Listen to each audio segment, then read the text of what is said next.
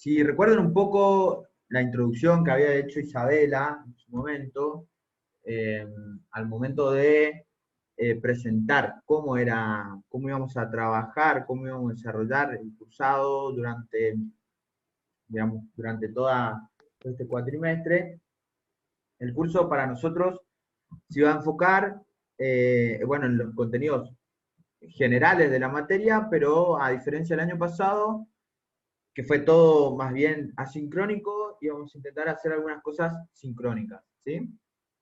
Sin embargo, la particularidad de lo que tiene lo sincrónico para nosotros, al menos como nosotros lo concebimos, es que en realidad sea una clase en donde particularmente podamos contestar diversas preguntas de un material que ya se haya leído, que se haya trabajado, y por el otro lado, resolver algunos ejercicios que para nosotros, bueno, van a aportar al entendimiento de la materia. Por lo tanto, requerimos, digamos, que ustedes hayan leído la materia y sobre todo que hayan, digamos, que tengan algunas consultas. Si no, es como que nos queda medio en el aire la clase.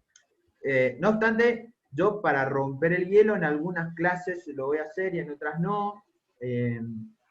Para aquellos que hayan visto ya la clase de preferencia y utilidad, les va a parecer algo medio repetitivo. Yo lo que voy a hacer es un breve repaso muy rápido, me voy a tomar 10, 15 minutos de lo que dimos, con conceptos que son muy claves para mí, y luego voy a pasar a resolver algunos ejercicios que ya les dije. En particular van a estar acá al final, los voy a dejar compartido en la pantalla. En particular están aquí, algunos, vamos a hacer el 1, 2 y 3, el 4 queda de tarea, y otros están en el práctico, están en el aula virtual, ¿sí? ¿Comprendido? Bueno, para nosotros, ¿qué entendemos cuando estudiamos al consumidor? Dos cosas muy clave. Hay dos maneras de estudiar, dice Mascoler. Para nosotros el primer enfoque está basado en la preferencia, es un enfoque completamente axiomático, es decir, vamos a establecer algunos axiomas y a partir de esos axiomas vamos a decir qué o cómo se debería comportar un consumidor y vamos a derivar ciertas predicciones de esa teoría. El otro enfoque, que es un enfoque basado en la elección, es observar el comportamiento del consumidor y decir si esa observación de ese comportamiento se contradice o no con una teoría preexistente, ¿sí? Esto es más bien la parte que lo vamos a ver más adelante, que tiene que ver con preferencia revelada, ¿sí? Para nosotros hay 4 bloques que son muy intuitivamente lo podríamos mirar, 4 bloques que podríamos llegar a mirar, que tienen que ver con un conjunto de consumo, es decir, básicamente todas las alternativas posibles en las que puede llegar a elegir el consumidor. Y no necesariamente tiene que ser consumo, sino que pueden ser cualquier alternativa posible, ¿sí? Pensemos que en algunos, digamos, de la teoría de la decisión, algunas partes de la teoría de la decisión se han desarrollado, o sí, se han formulado en partecitas que tienen que ver con guerras, estrategias y demás cuestiones. O sea, no solamente podemos mirar eso, sino que también podemos mirar otras cuestiones. Para nosotros es relevante el consumo. Otra de que vamos a tener más bien relevante, que lo vamos a ver mañana con Isa, tiene que ver con el conjunto posible. Y lo tercero tiene que ver con una relación de preferencia, que es básicamente el crudo de gran parte de la clase, ¿sí? Obviamente trabajamos en el espacio no negativo de todos los números, es decir, en cuadrante positivo, por lo tanto hay notaciones aquí. ¿De dónde partimos? Partimos de una relación de preferencia, ¿sí? Es una relación de preferencia, es una relación binaria, en lo cual, digamos, en términos matemáticos es comparar entre dos acciones, o conjuntos, o cesta de bienes, etcétera, etcétera, pero siempre el consumidor va a estar comparando dos tipos de acciones. De esa relación de preferencia, lo que en general se deriva son 3 situaciones hipotéticas o 3 tipos de relaciones que pueden haber entre dos objetos. Una es que una relación o que un objeto sea al menos tan bueno como el otro es que el otro objeto sea al menos tan bueno como el otro, y el otro es que efectivamente ni siquiera pueda decir si uno es mejor o el otro es peor, ¿sí? Eso es una relación de indiferencia, ¿sí? A partir de que nosotros decimos, esto es una relación de preferencia, es una comparación binaria, y que tenemos 3 tipos de relaciones, la pregunta que que nos debemos hacer es, bueno, cómo evitamos que haya ciertas incongruencias en la teoría, así como evitamos que la teoría sea de alguna manera consistente, digamos, y que no caiga en huecos o en grises en los cuales no pueda predecir. Lo primero que hay que tratar de despejar es que el consumidor efectivamente se encuentra entre dos situaciones y no pueda elegir, ¿sí? Eso es lo primero que uno debería tratar de evitar. Y eso lo hacemos con el axioma de completitud, ¿sí? Lo segundo que debemos evitar es una cuestión de cierta inconsistencia o cierta, digamos, contenido no lógico en las decisiones, y eso tiene que ver con la transitividad. ¿Sí? La transitividad lo que le va a dar es una cuestión más bien lógica. Las decisiones son lógicas en el sentido matemático de la palabra y también en el sentido racional. Justamente estas dos cuestiones, la completitud y la transitividad, son lo que le van a dar sustento o contenido al concepto de racionalidad del consumidor. ¿Sí? El consumidor es racional porque en todo momento y en todo lugar va a poder elegir entre dos pares de alternativas, y es racional también porque efectivamente sus decisiones son transitivas y son consistentes internamente. A partir de allí, todo lo que hay tiene que ver con axiomas que nos van a permitir después, al final, construir o trabajar con una función de utilidad. ¿Sí? De hecho, la continuidad es una de esas, la no saciedad local, en particular con la monotonicidad estricta, nos van a dar, o nos van a, digamos, permitir construir un concepto que, por ejemplo, en Nicholson lo llama el famoso más es mejor, digamos, el consumidor o el agente, digamos, siempre dice que más es mejor. Bueno, ¿por qué es más mejor? Bueno, no es necesario que lo demuestren, pero que sepan de dónde viene eso, y es posible ver a partir de la no saciedad, que tiene el concepto de una bola y que tiene que ser,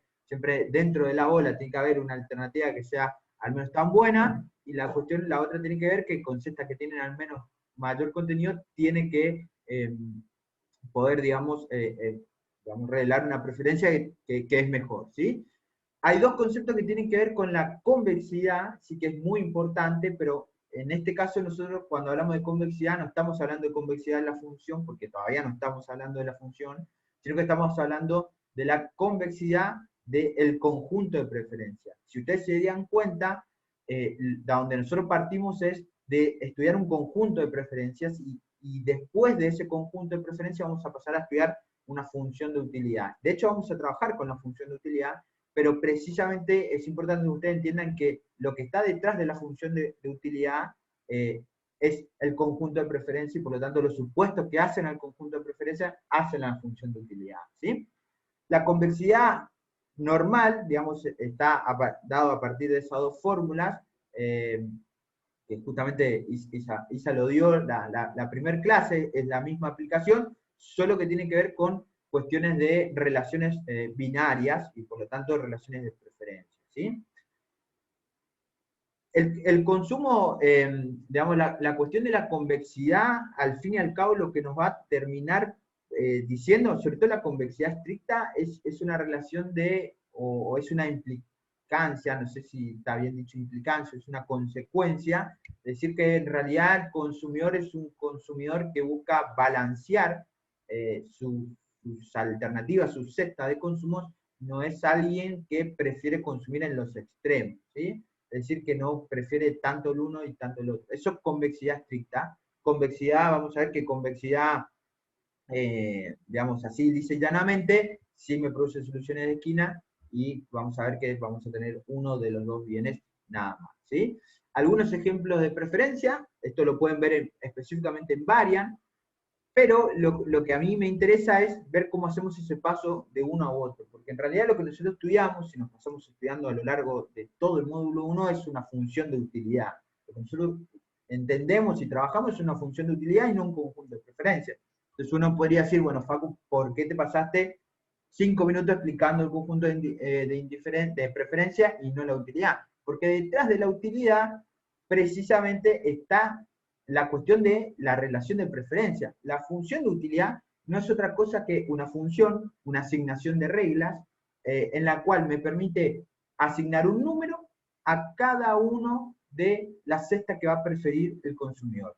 Hay algo que no lo dije, pero todos esos axiomas que acabamos de ver van a permitir que el consumidor efectivamente revele una preferencia sobre los objetos, o sea, tenga alguna intención, pero sobre todo le permita ordenar, ¿sí? Le permita ordenar ciertos conjuntos de bienes o alternativas que se le enfrentan. Una lista, supongamos una lista, y yo digo, bueno, esta es primera, esta es segunda, esta es tercera.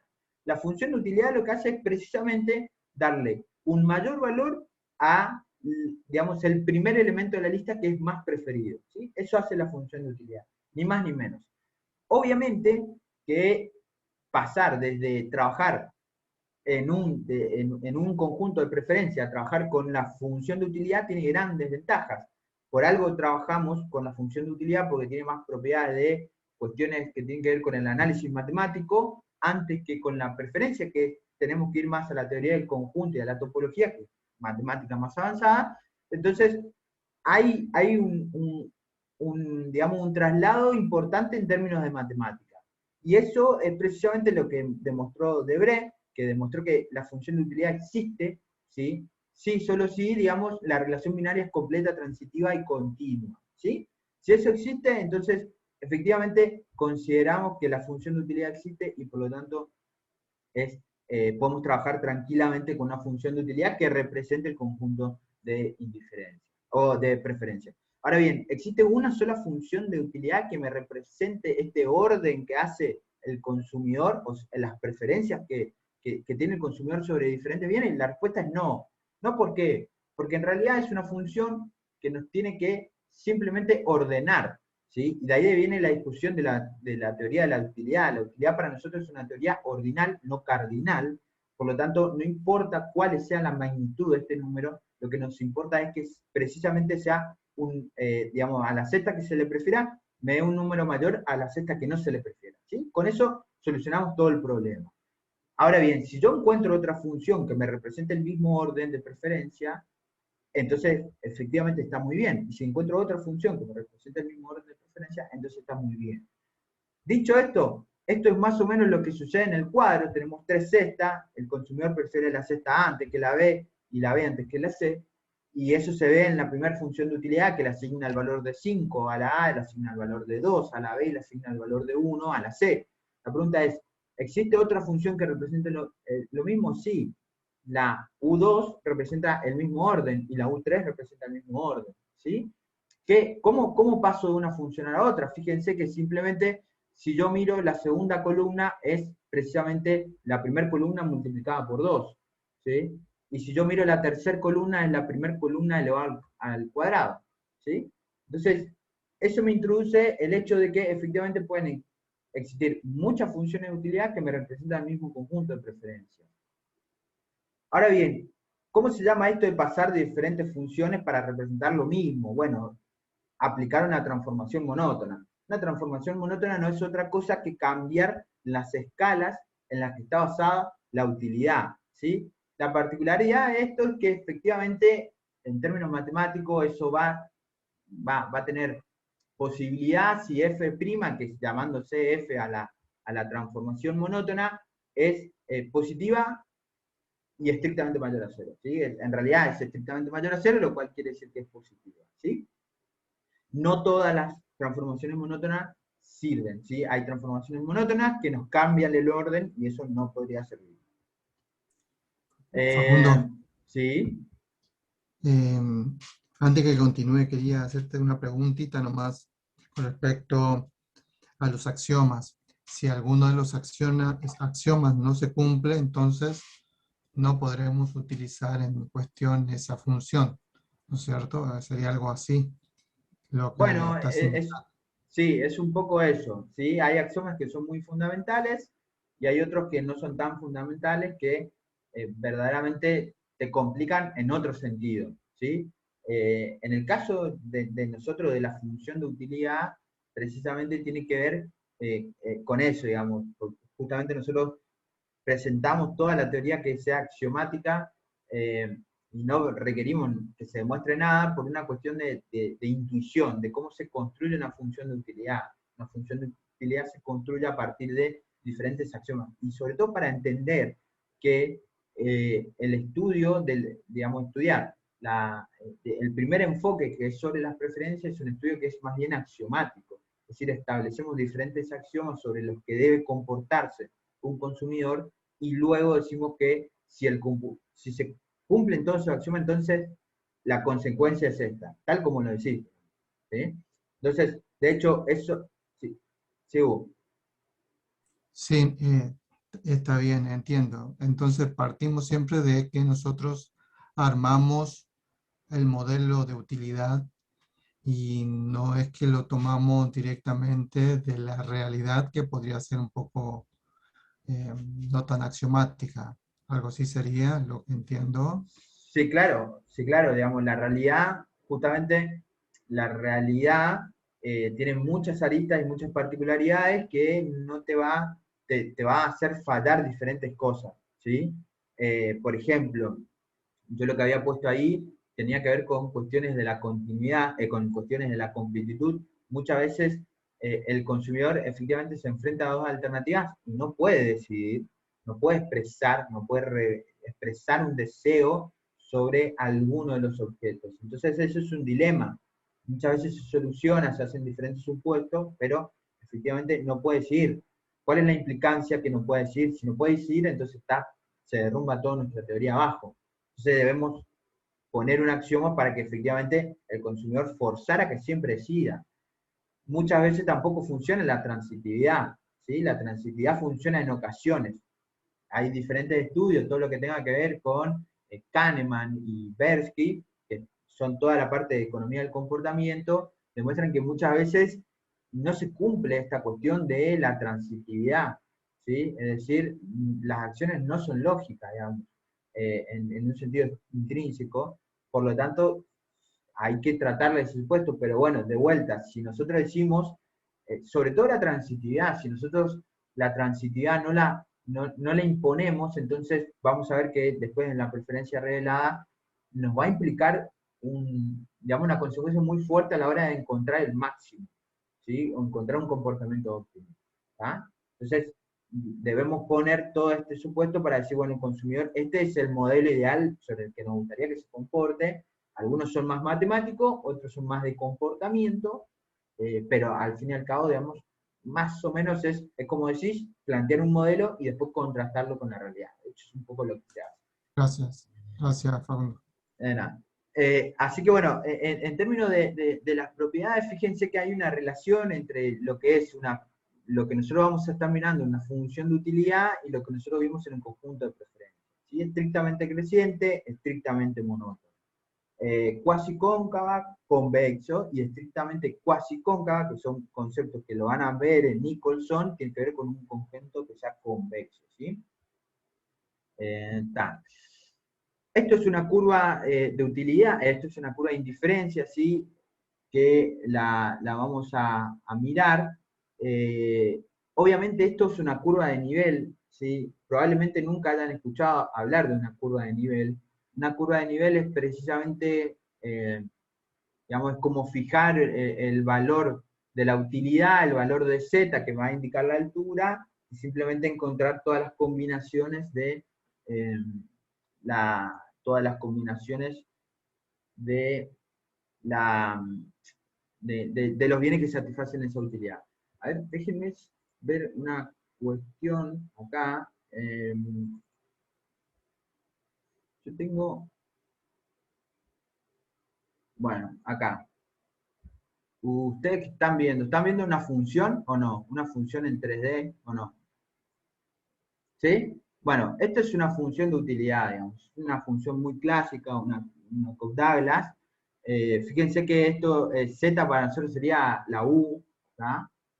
Y X e Y serían los argumentos de esta función. Bueno, ¿qué implica una curva de nivel? Bueno, una curva de nivel implica como cortar, así como un segmento, no puedo hacerlo, ¿no? Pero vendría a ser como cortar acá por un segmento, así, en redondito, en semicírculo, de toda esta estructura, esta cosa media rara, que es función de utilidad, ¿sí? Y por lo tanto, una vez que tengo eso fijo, o sea, voy a mantener siempre fijo, no sé, en el 8, por ejemplo, o en el 6 de Z, en la altura 6 de Z, es como que corto, agarro como un plano y miro toda la altura de Z, y miro todos los, digamos, las combinaciones X e Y que satisfacen la altura de 6, ¿tá? Pero esto lo puse, digamos, como para que vean algunas funciones de utilidad, tengo otras que después, si quieren les muestro, cómo es una función digamos, en 3D, que es lo máximo que podemos representar, y el segundo, cómo es y el por qué la función en realidad nosotros decimos que aquí, que la función crece para aquel lado, es decir, cuanto más alejado estoy del origen, ¿sí? Cuanto corto una curva de indiferencia más alta, entonces tiene mayor nivel de utilidad. Y bueno, y eso está explicado un poco aquí, está explicado aquí, porque fíjense que el valor de la función es el valor de z, se hace más rojito a medida que voy subiendo acá y voy subiendo a medida que me voy corriendo en el eje X y me voy corriendo en el eje Y. ¿Sí? Es que voy consumiendo cada vez más cuestiones, más de cada uno de los bienes. ¿Sí? Así que bueno, era un poco para mostrarles que efectivamente con lo que nosotros trabajamos no es con esa función, sino que es con una función que es muy, muy parecida a esto. Y a ver, aquí, que justamente a partir de entender cómo graficamos una función, existen diferentes tipos de función o formas de modelar esta función de utilidad, estas preferencias. ¿Sí? Primero están los sustitutos perfectos, después tenemos complementarios perfectos y también tenemos funciones que son Cobb-Douglas y funciones de elasticidad de sustitución constante que abarcan a todo el resto de las funciones. En general modelan cosas diferentes cada una, por ejemplo, una de sustituto perfecto, modelan bienes que son prácticamente muy igual para el consumidor, idéntico en todo sentido, no se diferencian en nada.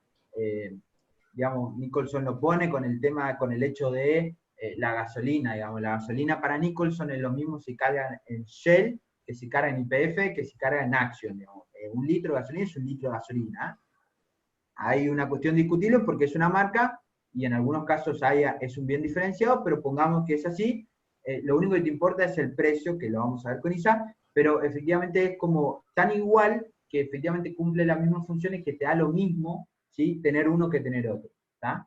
Y los complementarios perfectos son bienes que, como ya lo sabrán, son bienes que van juntitos, por lo tanto, en realidad tienen una forma muy particular que tiene que ver con una suerte de L, esa función de, digamos, complementario perfecto viene más de la mano de Leontief, una función de producción que viene así, que como componentes muy rígidos en la producción. Bueno, esto es efectivamente la utilidad, la mayor utilidad va a estar, el punto más eficiente va a ser consumir aquí, digamos, donde efectivamente tengamos el puntito, el menor puntito. ¿Ya? Después vamos a ver por qué, pero bueno, es un poco eso. Las otras funciones, la Cobb-Douglas y elasticidad de sustitución constante, esta es Cobb-Douglas, son como más pancitas, tienen algunas pancitas, lo cual quiere decir que hay un grado de sustitución no tan elevada como un sustituto perfecto, pero sí que va cambiando a medida que yo voy teniendo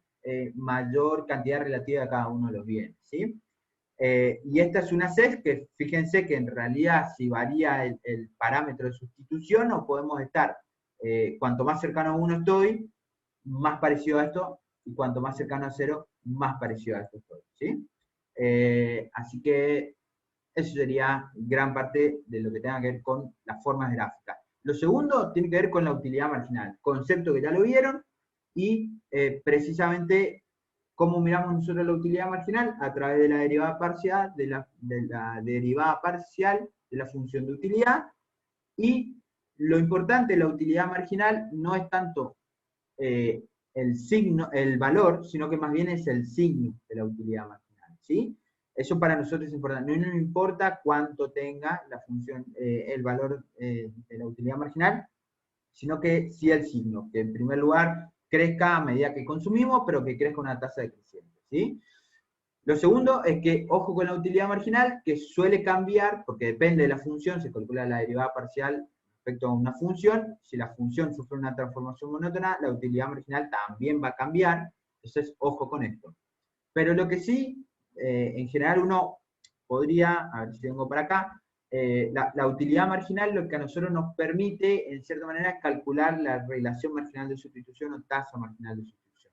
¿Qué es la tasa marginal de sustitución? En términos matemáticos, el cociente de la utilidad marginal, esto es 1, acá no es 2, esto es 1, que nos permite, en términos matemáticos, calcular, o qué significa, es el cociente de la utilidad marginal, el bien X sobre el bien Y, y precisamente, ¿qué nos indica esto? Bueno, tiene un concepto muy importante en la economía que tiene que ver con el hecho de que muchas veces para adquirir determinadas cosas tengo un costo, ¿sí? Si se acuerdan del micro 1 era el famoso costo de oportunidad. Bueno, acá es algo similar, porque generalmente nosotros vamos a partir de que nos vamos a mover a lo largo de la curva de indiferencia, particularmente porque son intercambios voluntarios, es decir, yo voy a hacer un intercambio en la medida que no se me vea perjudicado, ¿sí? No me vea perjudicado, y eso implícitamente y implica moverme a lo largo de la función de utilidad, pero la cuestión es que en realidad ese intercambio que voy a hacer, o esa negociación voluntaria con otra persona, implica que yo me voy a ir renunciando a diferentes cantidades de un bien para adquirir una unidad más, ¿sí? Y eso en realidad es un concepto que está dispuesto a, ¿sí? Cuando una persona está dispuesto a renunciar de un determinado bien para adquirir una unidad más, ese concepto es un costo de oportunidad, digamos, ¿sí? Adquirir una unidad más equivale a renunciar a tantas unidades del otro. En adquirir una unidad más no sé, de ropa implica renunciar a tantos alimentos. Eso es un costo de oportunidad. El costo de oportunidad, adquirir una unidad más de ropa, es tanto de alimentos. Y eso es un poco lo que vemos cuando terminemos o culminemos con la cuestión de demanda, digamos, cuando veamos, ¿sí? Ahí está la definición.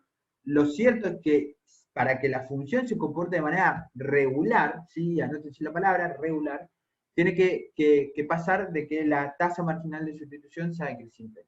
Y eso implica que la tasa marginal de sustitución sea creciente, que la función es estrictamente cuasi cóncava, lo cual indica que el conjunto de preferencia es estrictamente convexo, ¿sí? Si la función se comporta de esa manera, entonces estamos ante un conjunto bien comportado y precisamente eh, lo que implica en términos de maximización o óptimo, implica que vamos a poder encontrar uno. Hay una nota al pie de página que lo pueden mirar y llegamos al final, ¿sí? Fue muy rápido, pero la idea era simplemente un repaso para aquellos que no pudieron llegar a ver la clase por algún motivo, ¿sí? Aunque ya deberían ver la clase, pero bueno, era un poco eso, ¿sí? ¿Cómo procedimos, ¿sí? Bueno, la idea es que, en primer lugar, podamos hacer esto juntos, de alguna manera. Yo voy a, en primer lugar, si se pueden, le doy 5 minutos para que copien los 4 ejercicios. Igual están, creo que en el live, ya no me acuerdo si subí, perdón si no lo subí. Eh, pero les doy 4 minutos para que puedan copiar, por lo menos los 3 primeros, y después subo el slide y lo hacen el cuarto cosito.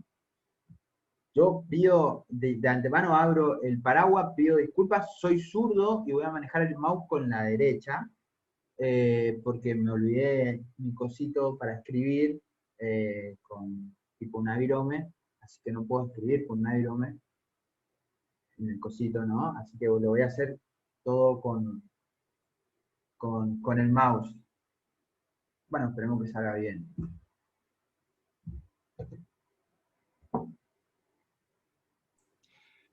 Facundo, tengo otra preguntita.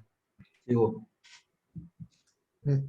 Cuando hablaste de funciones regulares, nosotros en algún momento teníamos que buscar los puntos críticos que cumplan ciertas condiciones para llegar a la regularidad, diríamos, de la función.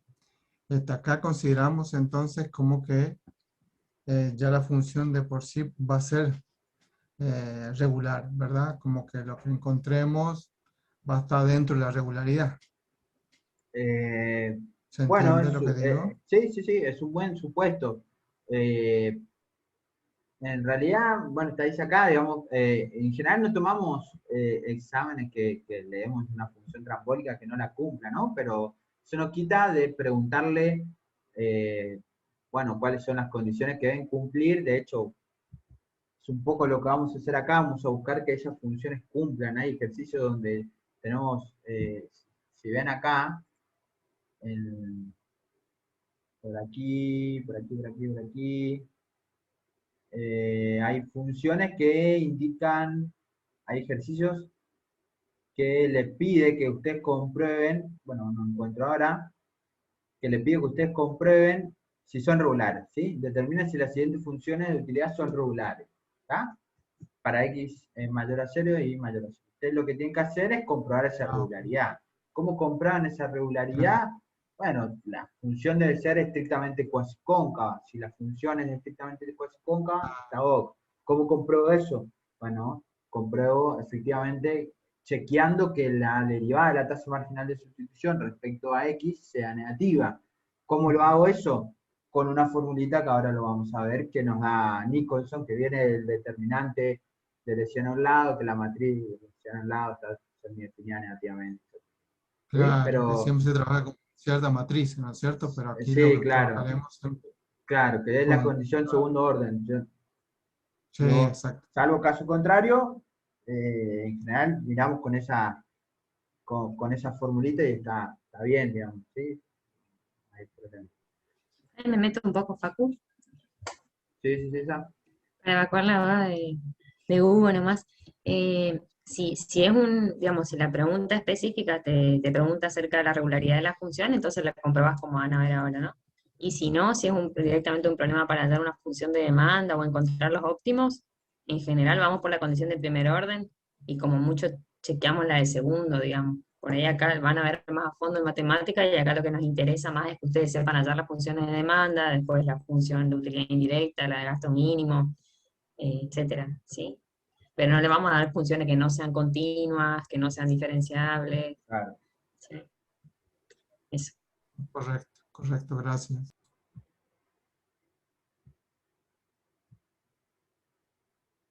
Bueno, ¿copiaron todo o no? ¿O les falta? ¿Les queda algo? ¿Todavía no pidieron? Y a mí me queda todo, pero tranqui nomás, Ok, que tengo acá la otra compu que voy a ir mirando de ahí, pero está bien. ¿Pero el resto completó? ¿Pudo copiar o no? Yo estoy terminando de copiar la tercera. Bueno, está, perfecto.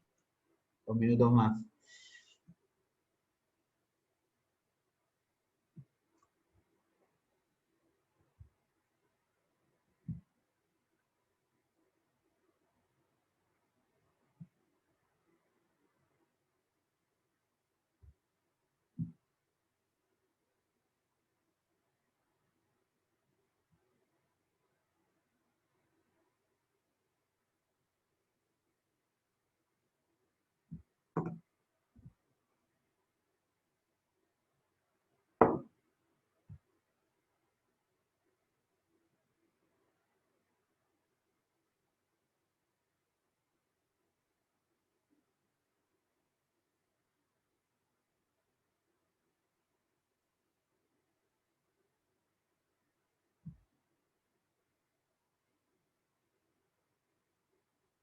en el aula virtual dentro de trabajos prácticos, ¿verdad, Facundo? Sí, ahí está la guía práctica del módulo Ah, 1. Yo no estoy ah, segura que esté, yo lo voy a copiar y pegar ya en el Drive, ¿sí? Disculpen, le pongo en el Drive módulo 1, Sí, sí, porque está, creo que saqué ah, todo del aula como para que no vean cosas viejas. Le subo ya. está. ok. Igual yo lo subí ya al aula, recién, antes Ah, de sí, empezar. Sí, sí, sí, sí, pero sí. en Sí, sí. trabajos prácticos. A ver, dame un segundo, ya te digo dónde. Sí, Sí. sí, sí, sí, claro. Trabajo práctico, sí. Hace Ahí 41 está. minutos. Sí, sí, sí, ¿Sí? debe ser ese. Ah, Sí. listo. El tiempo que me demoré explicando. Bien dicho. Ahí Bueno, está. chicos, estamos Ahí entonces. está.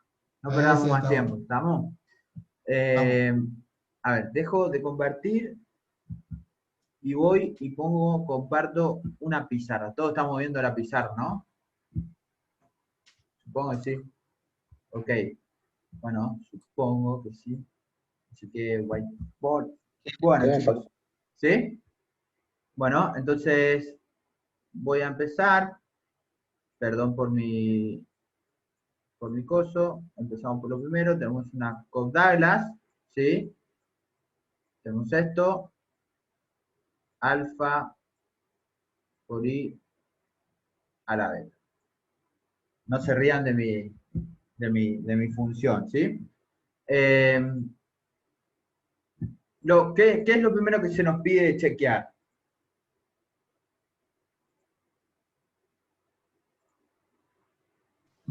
Si es una función homotética. Bien, perfecto.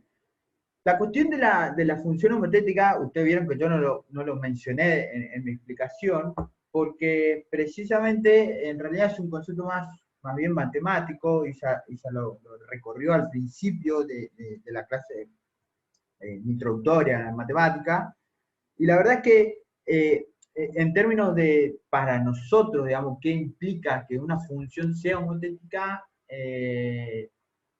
lo que tiene que ver es que más bien es su consecuencia, si la función es homotética, tiene que ver más con una cuestión de la tasa marginal de sustitución, depende más de las proporciones de los bienes, ¿sí? Depende de ambos bienes, de la relación o el cociente entre ambos bienes, que de algún valor absoluto. Lo cual tiene algún beneficio. ¿Por qué? No, porque si yo veo curvas de indiferencia, si toda la función se comporta de esa manera, entonces en realidad yo lo que tengo es que cada una de las curvas de indiferencia es una proyección de las otras, ¿sí? Porque si yo hago un rayo vector, digamos que es un rayo que parte en cero y se expande hacia el infinito para arriba, obtengo en realidad a lo largo de ese punto la misma razón, ¿sí? El mismo cociente, que es lo que me dice la función que es homotética. Por lo tanto, sea en un punto que está más cerca del origen, o sea en un punto que está más alejado del origen, va a pasar una curva de indiferencia, pero efectivamente la tasa marginal de sustitución va a ser la misma, ¿sí? Independientemente de donde yo me ubico, porque depende de la proporción relativa de los bienes. Eso me indica que muchas veces es posible trabajar con funciones o curvas de indiferencia que estén más cerca del origen y que sean más fácil de tratar, que curvas de indiferencia que están más alejadas del origen y sea más difícil de tratar. Dicho de otra manera, no importa si estoy muy alto, yo puedo llegar al mismo análisis si trabajo con funciones que están más cerquita a mí, ¿sí? Una propiedad matemática, nada más. Pero es cierto que estaría bueno chequearlo. Hay algunas que no cumplen eso, ¿está? Ahora bien, ¿cómo lo chequeo? Bueno, lo primero que tengo que hacer es calcular la tasa marginal de sustitución, que lo habíamos dicho que era la utilidad marginal de X sobre la utilidad marginal de Y, ¿sí? ¿Estamos? Ahora bien, la utilidad marginal de X, ¿cómo la calculo?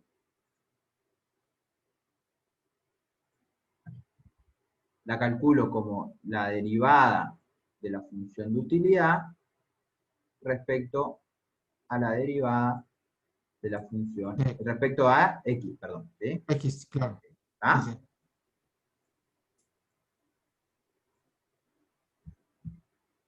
Bien. Ahora sí, manos a la masa, digamos. Tengo que derivar la función U. ¿Cómo lo hago? Perdón, no te escuché. Tengo que derivar la función U. ¿Cómo lo Ah, hago? Hago primero, para los que no, por ahí no están muy en tema,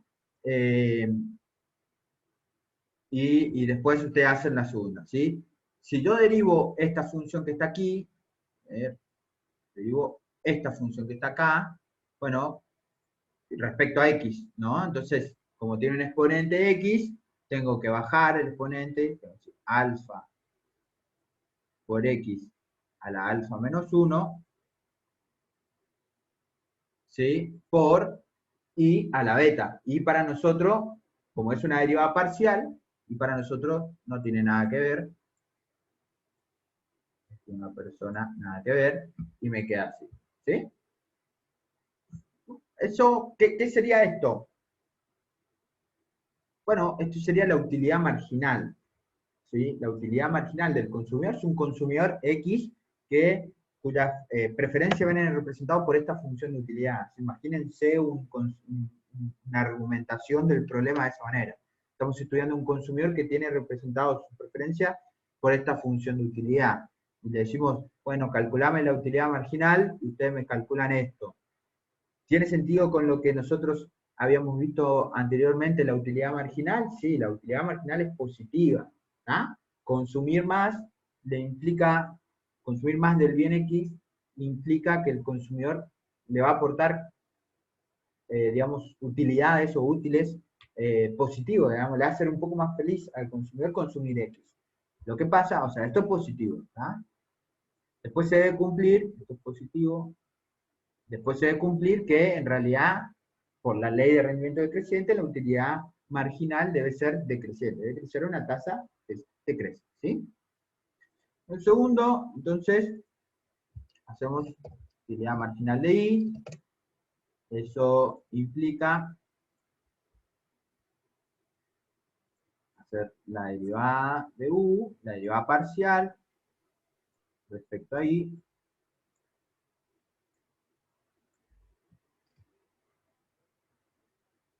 si alguien puede hacer eso y me puede decir cuál es el resultado.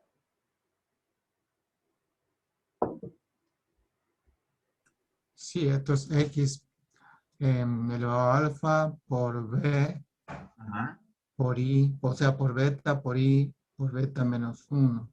perfecto, o sea, beta, yo le pongo Beta, beta adelante, sí, por X a la alfa, ujú. por I a la beta menos 1, ¿sí? Otra vez también se cumple todas esas propiedades, ¿sabes? Esto es mayor a cero. Consumir más de I al consumidor le hace más feliz, ¿sí? En términos de micro 1, consumir me hace más feliz.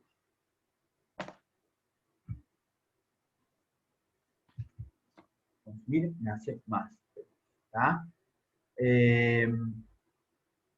Bueno, entonces sabemos que la TMS, o sea, la tasa marginal de sustitución, que muchas veces yo utilizo tasa marginal de sustitución, otra vez utilizo relación marginal de sustitución, Ujú. es todo lo mismo. Varian utiliza relación marginal de sustitución, Nicholson utiliza tasa marginal de sustitución, Facundo utiliza cualquiera de los dos, ¿sí? Así que no se hagan problemas. Lo que no se pueden confundir es con tasa técnica de sustitución, ese módulo 1, ¿tá? Entonces, tasa marginal de sustitución, pongamos acá y calculemos, ¿tá? Para calcular esto, hacemos el cociente, medio, el cociente entre la utilidad marginal de X y utilidad marginal de Y. Y eso precisamente es alfa por X a la alfa menos 1 por I a la beta y beta por X a la alfa por I a la beta. Eso es un beta, ¿eh? No se rían. La beta menos 1. ¿Tá? Esto que está aquí es un beta. ¿Tá? Bueno, parece que cosas muy algebraicas, parece que no tienen mucho sentido, pero si en realidad tiene sentido, ¿sí? ¿Por qué? Fíjense una cosa, digamos, tanto en el numerador como en el denominador tenemos dos cosas, ¿sí? En primer lugar, a mí me gusta expresar esto de esta manera. Yo puedo separar alfa sobre beta, ¿sí? La particularidad de alfa y sobre beta en esta función es que precisamente indica el peso relativo que tienen, digamos, estos bienes en la función de utilidad del consumidor. Es decir, cuánto le gusta, cuánto más valora uno que el otro bien, ¿sí? Cuanto más alto sea uno, más valora un consumidor ese bien respecto al otro, ¿está? Entonces, está bien, separemos eso, son parámetros para nosotros, ¿sí? Separémoslo. Y lo segundo es que esto que está aquí, lo voy a poner acá, lo voy a poner con otro color. Esto que está aquí, ¿sí? Yo en realidad lo puedo trabajar un poco, porque fíjense que yo lo que podría hacer sería subir, la X que está abajo la podría subir arriba, ¿sí? Podría subir las dos cosas arriba. Podría subir X ahí arriba, y yo podría tener X elevado a la alfa menos 1 por X a la menos alfa, ¿sí? Entonces, yo la podría simplificar. Alfa menos alfa se va y me queda X a la menos 1. Y a la beta por y a la menos beta menos 1. ¿Ah? Si yo hago eso, específicamente si hago eso, ¿qué se me va? Se me va el beta con el beta y me queda menos por menos, me queda un signito más. Lo pueden hacer y van a ver que van a llegar a que le queda. ¿Va?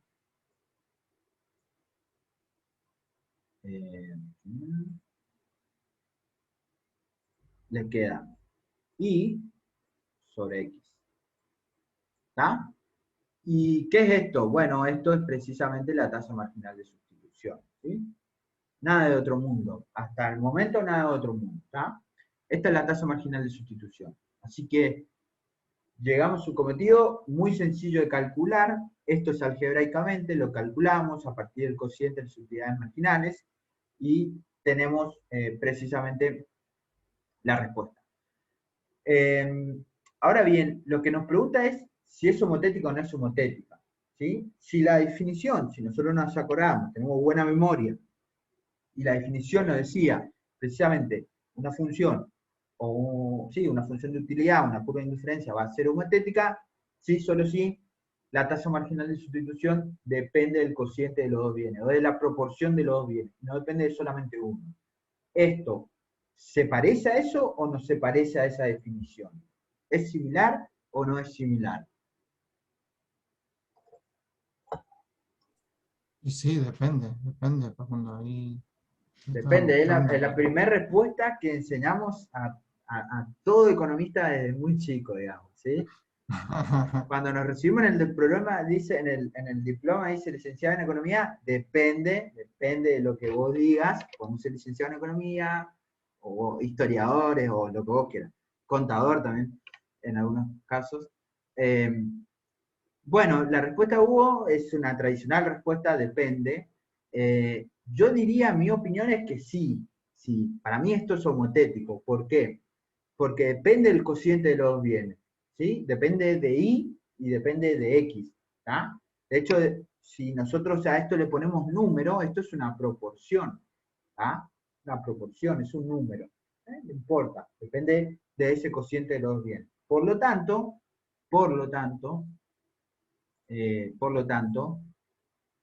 ¿sí? Digamos que la función Coq-Douglas, si no me equivoco, es homotética. ¿Sí? Entonces la función Coq-Douglas es homotética. Es la función que teníamos arriba. Esto depende de qué valores tomen los parámetros.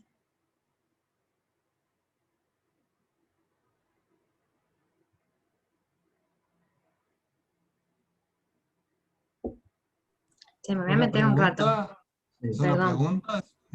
Sí, es una pregunta. Sí, sí. Yo digo nomás, opino que pueden hablar los otros también, ¿eh? Sé que a vos le gusta hablar. Coincido con Y ya Isa. perdió, estamos en confianza, pero es tipo clase taller, digamos, que no estamos en el curso, la idea es que ustedes puedan opinar y si pifian no importa, digamos. Sí.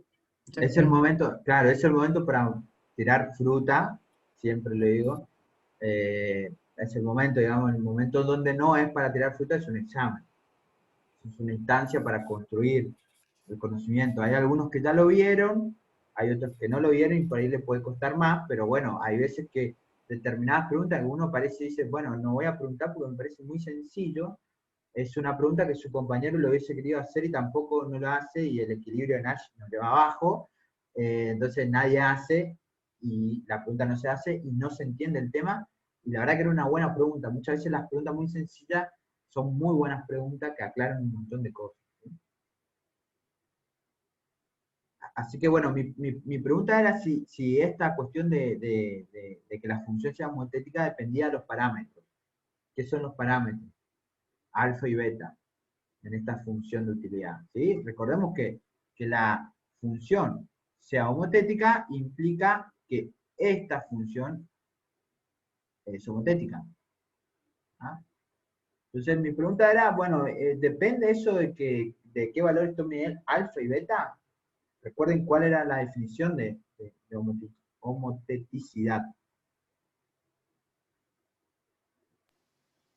Y no, Perfecto. porque ¿Por qué? la función es la misma, solamente que se aleja o se acerca al origen.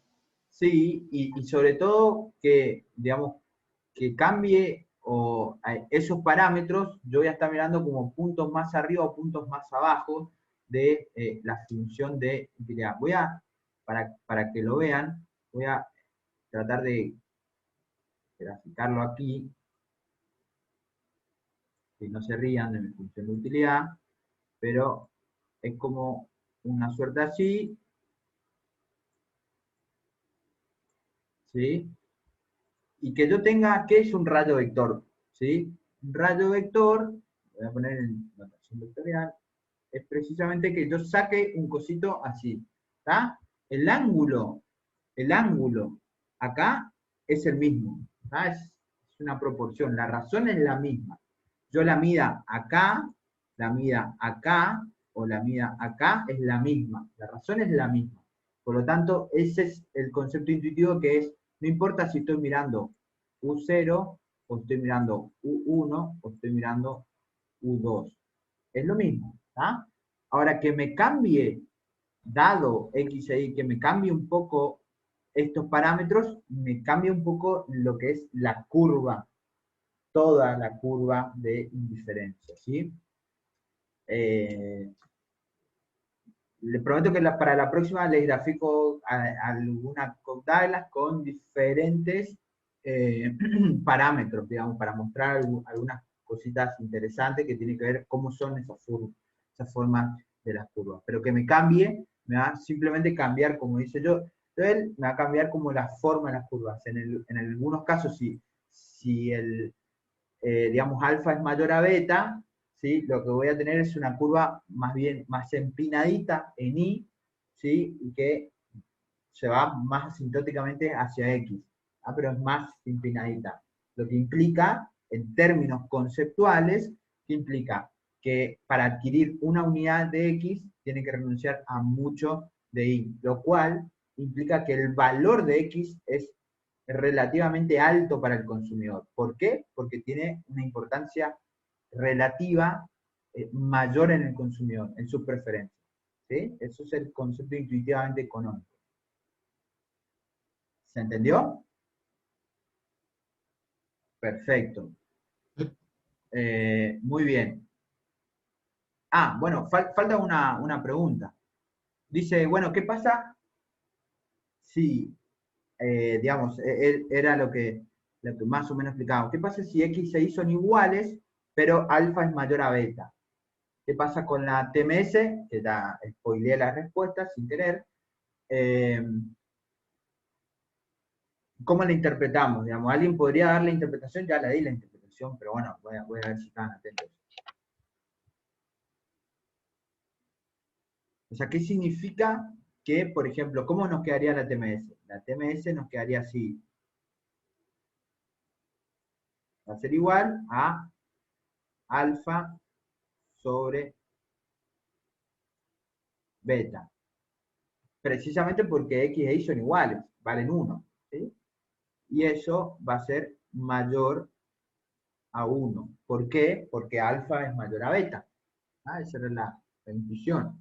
Ahora, bueno, ¿qué significa eso? Puede ser que se mueva más hacia arriba, Bueno, pero como en que pase términos... a U3. No, porque ahí estamos mirando siempre en una curva. ¿Tá? Estamos mirando en una curva amplia. El valor de un bien, o sea, un bien va a tener más valor para el consumidor que el otro. Perfecto, O ¿cuál sea, es va a ese bien? sacrificar menos, o sea, va a necesitar sacrificar más bien del otro para disminuir en una unidad ese bien. Aumentar en una unidad. Claro, ¿Sí? sí. Yo sacrifico mucho de uno para aumentar en una unidad. Eso es lo que me cuesta en consumir una unidad más. Y lo que me cuesta en consumir una unidad más en economía es el valor, es el costo de oportunidad. El costo de oportunidad es el valor que tiene alcanzar una unidad. Van a ver que entender esto les soluciona un montón la vida en la cuestión de cuando después se vayan a encontrar con la demanda. Y después, última unidad, vamos a caer en el equilibrio general, que termina siendo un poco eso, la interpretación, ¿sí? Como dice Joel, la cuestión de que eso sea mayor a 1 me implica que el bien X, ¿sí? Que es el peso, alfa es el peso relativo que tiene el bien X, para el consumidor tiene mayor valor que el bien Y, lo cual implica que adquirir una unidad más del bien X implica renunciar a más de una unidad del bien Y. ¿Tá? Entonces, consumir una unidad más tiene, obviamente, mayor valor para el consumidor que consumir una unidad más precisamente de I. ¿Ah? Es más o menos el concepto.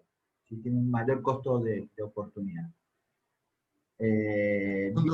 Facundo, esto Sí, también implica gráficamente que cambia la inclinación, ¿no es cierto?, de cada una de las sí, curvas, ¿no? precisamente cambia un poco la inclinación, ¿sí? Cambia la inclinación, efectivamente. De hecho, vas a tener una función, lo voy a graficar aquí, una función más bien así, más así, digamos, más empinadita para hacia arriba, digamos, más hacia X, ¿tá?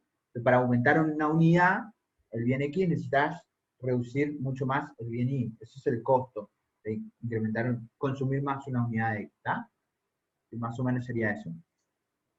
Hay algo que no está ahí, pero que me gustaría hacer, ¿sí? Porque solamente en esta función me gustaría hacer, y tiene que ver, déjenme que voy a borrar todo esto, funciones homotéticas, no voy a borrar las derivadas parciales,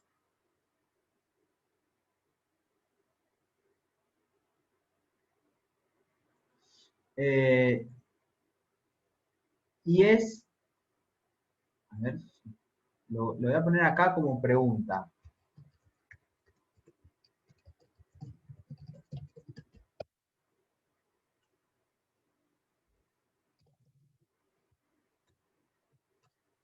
Es regular la utilidad. La pregunta es si es regular esta función de utilidad, ¿sí? Entonces lo chequeamos para esto y después lo chequean para otra función. La pregunta es si es regular esta función de utilidad. ¿Cómo sé si la función de utilidad es regular? Ahora parece que no tiene mucha utilidad, pero verdaderamente tendría un montón de utilidad, no en el sentido de la palabra utilidad que estamos utilizando, sino que verdaderamente tendría mucha importancia cuando veamos conceptos como maximización, ¿sí? Porque vendría a ser como chequear la condición de segundo orden. Entonces, para mirar eso, ¿cómo chequeo que efectivamente sea regular? Debería chequear esta condición. ¿Tá? Lo cierto es que Nicholson nos dice cómo hacerlo, ¿sí? Copio como está, F11, menos 2, F1, F2, F12, F1 por F2 al cuadrado, ¿no? Y eso tiene que ser menor a 0. Esa es la condición con el agregado de que este F2 al U. Bueno, escribo acá. F2 al cuadrado por F1 F1 menos 2F1 por F2 por F1, 2, más F1 al cuadrado por F2, 2.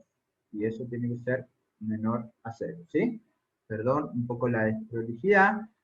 Pero esa es la condición, y esa es una cuestión del determinante y demás cuestiones que lo pueden mirar, ¿sí? El capítulo 1 o capítulo 2 de Namucuar.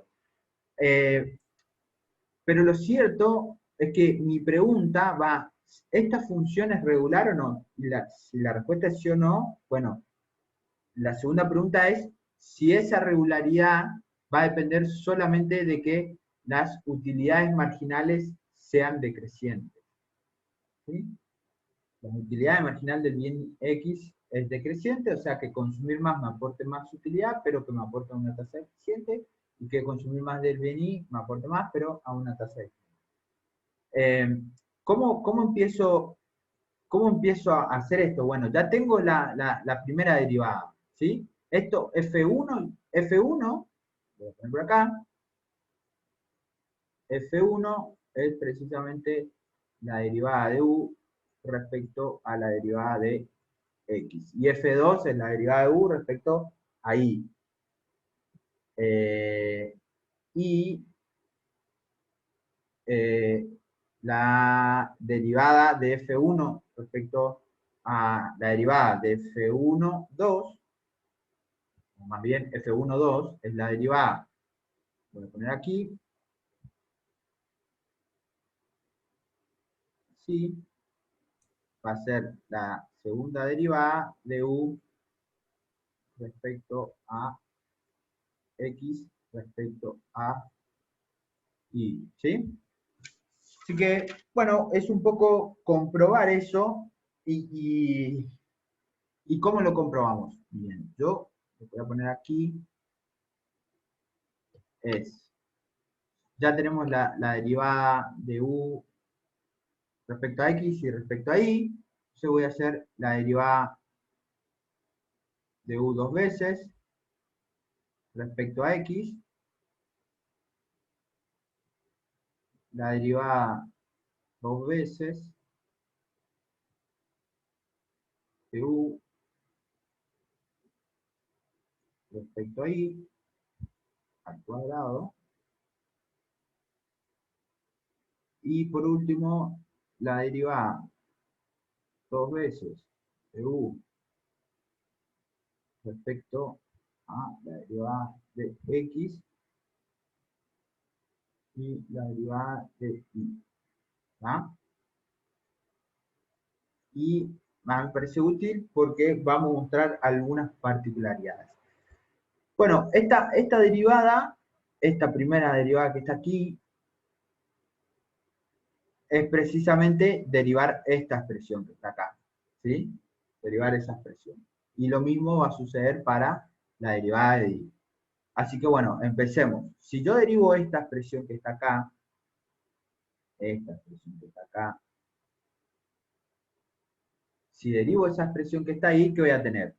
Obviamente que voy a tener ahora, paréntesis, alfa menos 1 por alfa por X a la alfa menos 2 por Y a la beta.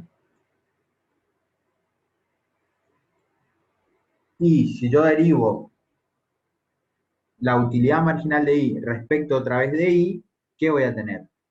Voy a tener beta menos 1 por beta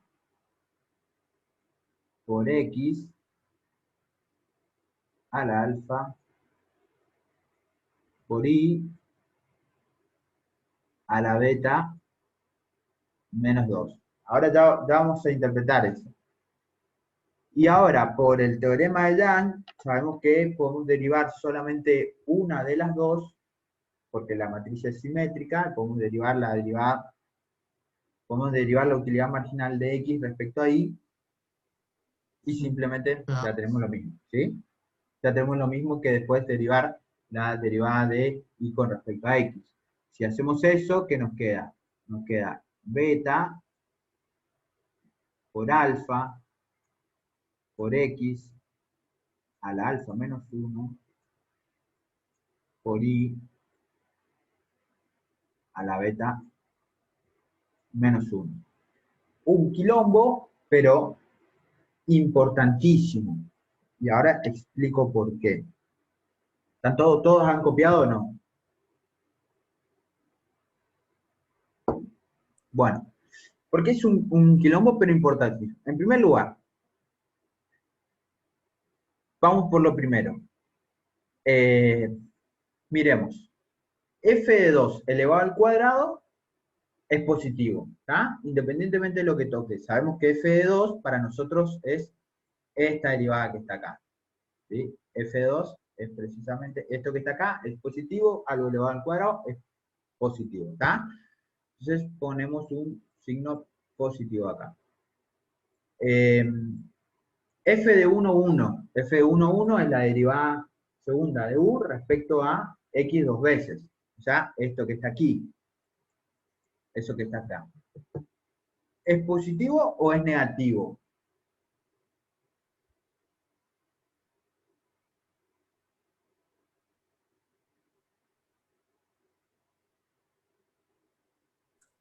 Y bueno, beta menos 1, ahí te da un valor negativo. ¿Por qué? Te puede dar un valor negativo, ¿eh? ¿Cuándo te da un valor negativo? Ahí fíjate, beta menos 1, ¿no es cierto? Este beta siempre es un... Alfa menos 1. Estamos ¿Cuál estás acá. mirando? Acá Esta. arriba. Sí. Perdón, estaba Está bien, mirando yo. pero está bien tu razonamiento, Hugo. Ujú. Hugo dice siempre le da negativo y Hugo está acostumbrado, en realidad, que para nosotros alfa y beta siempre sumen 1. La justificación de por qué siempre debe sumar 1 es que precisamente porque acá necesitamos que nos dé negativo. ¿Sí? Y nos va a dar negativo en tanto y en cuanto sea menor a 1. ¿Sí? En tanto en cuanto la suma de los dos sea menor a 1. O igual a 1. Por lo tanto, si alfa es menor a 1, entonces esto es negativo acá, y entonces la utilidad marginal es decreciente. ¿Está? Crece, pero a una tasa decreciente, porque la segunda derivada nos está marcando la tasa a la que crece la utilidad marginal. Y nos está diciendo que a medida que consumo va a decrecer. ¿Está? Condiciones muy sencillas. Menos.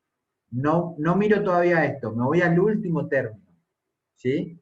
Y el último término dice más la derivada de f1 al cuadrado, f1 al cuadrado es la utilidad marginal de x, que ya sabemos que es positiva, la utilidad marginal de x es positiva, y elevado al cuadrado que nos da algo positivo. Pero la segunda derivada, ¿sí? O la derivada de la utilidad marginal de y, la segunda derivada de la función de utilidad respecto a y dos veces, que es esto que está acá, ¿es positivo o es negativo? Miremos el signo. ¿Cuándo será positivo y cuándo será negativo? Esta función que está acá. Negativa puede ser. ¿Negativa cuándo? Cuando pasaba lo mismo que pasaba arriba. Exactamente, que beta sea menor a 1. ¿Sí? En tanto y en cuanto se mantenga Sí. eso, beta se mantiene menor a 1. Perfecto. Lo cual nos está diciendo que la utilidad marginal de I es decreciente. ¿Sí? Perfecto. Ponemos el 2 tal como está acá. Sabemos que la utilidad marginal, o sea, estamos mirando F1. F1 es positivo. F2 es positivo.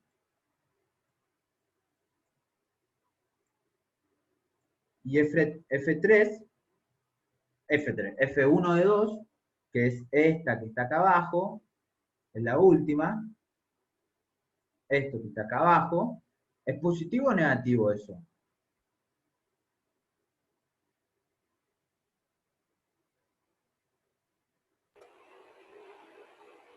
Positivo. Positivo, exactamente, positivo. ¿Está? Positivo. Entonces anoto positivo. Y era lo que necesitaba. Más por menos, menos, menos por más, menos, más por menos, menos. Esto, seguro que si sumo, me da algo negativo. ¿Está? Mi pregunta es, ¿solamente necesitamos asegurarnos de que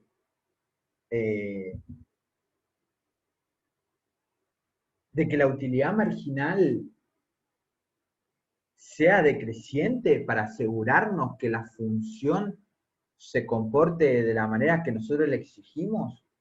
Es decir, solamente necesitamos que esto que está acá sea menor a 0 y que esto que está acá sea menor a 0 para asegurarnos de que efectivamente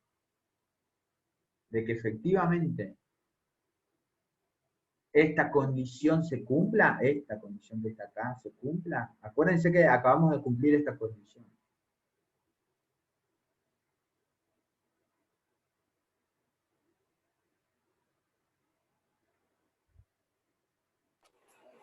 Creo que no, Bien, ¿por porque qué? si hay efecto cruzado, Exactamente. tiene que compensar, tiene que ser como más grande Debe haber continuidad en realidad. para que dé negativo. O sea, más grande el valor absoluto. Perfecto, perfecto lo que dice Ezequiel. Una cosa que me gustaría que miren, es en línea con lo que dice Ezequiel, es que nosotros acá tenemos la utilidad marginal de X y tenemos la utilidad marginal de Y, ¿sí? Entonces, uno podría pensar que a medida que yo me desplazo por X, voy consumiendo más de X, por lo tanto, sabemos que la utilidad marginal es decreciente, y entonces a medida que voy consumiendo X, ¿qué pasa con la utilidad marginal?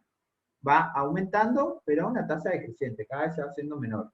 El aporte a la utilidad total que hace consumir una unidad más de X, cada vez va siendo menor. Pero cuanto me voy desprendiendo más de Y, ¿sí? Cuanto menos tengo de Y, adquirir una unidad más de Y implica que la utilidad marginal, o sea, que implica que la utilidad total va a aumentar más, ¿sí? Porque cada vez que tengo menos de Y, consumir una unidad más de eso me implica una mayor utilidad marginal. Es la cuestión del vaso con agua del ejemplo micro 1. Un vaso con agua está todo bien, dos vasos con agua también está todo bien, pero es menos la utilidad que me da con respecto al primer vaso. 100.000 vasos de agua, cero de utilidad. ¿Está? Y es lo mismo que se está multiplicando acá, pero con el respecto al caso de I es cuanto menos bienes yo tengo, menos I tengo en posesión. Entonces, si yo llego a tener una unidad más de I, entonces la utilidad va a aumentar cada vez más, ¿sí?